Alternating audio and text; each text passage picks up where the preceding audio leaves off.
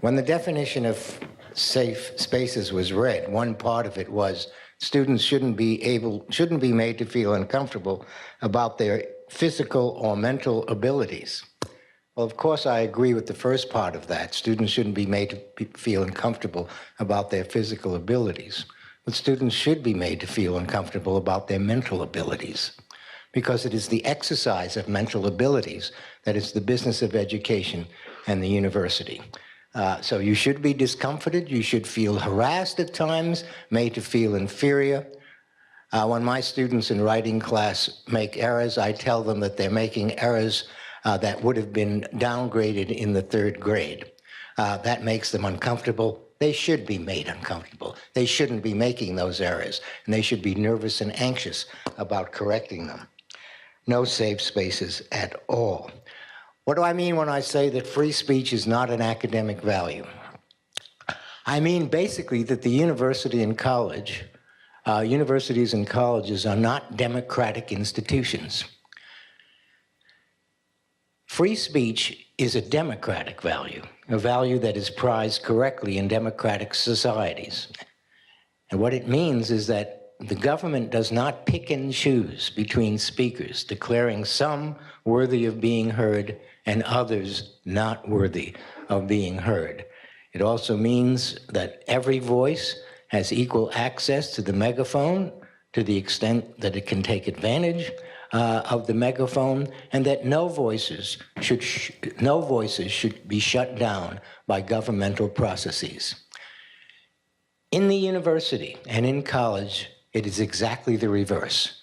Universities and colleges are dedicated not to free speech, but to free inquiry, which is quite a different thing. Inquiry into inquiry which leads to the search for truth and to the advancement of knowledge. That is the addition to our body of knowledge with respect to any number of topics. Freedom of inquiry, as it is exercised in universities, depends on structures of exclusion for both faculty members and students. Structures of exclusion include department votes on whether or not someone gets tenure or is hired or promoted. Includes learned journals that decide whether or not an essay will be published, or university presses which decide whether or not a book will be published.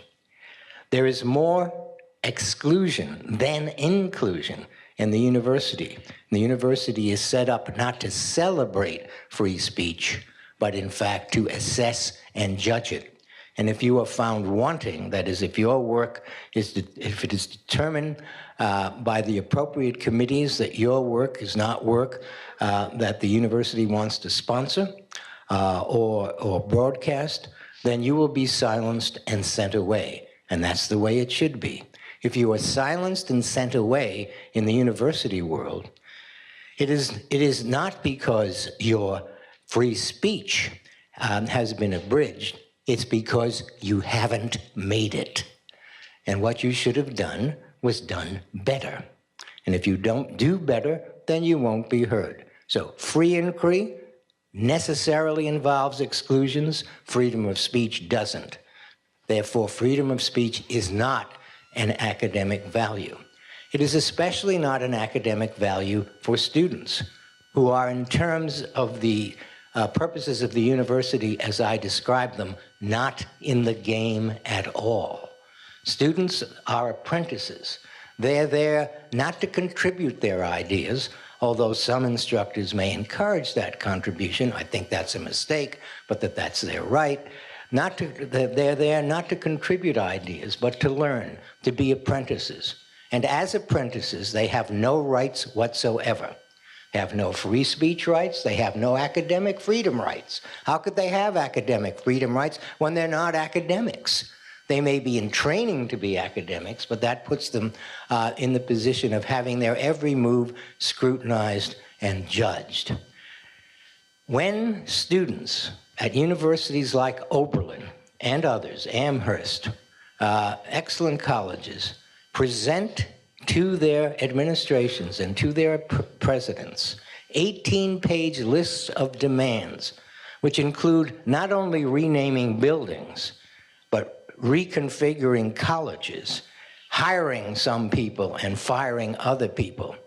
They are, in fact, totally subverting the culture of the university. And any self-respecting administration, and unfortunately there are few self-respecting administrations in the country, should tell them just to shut up.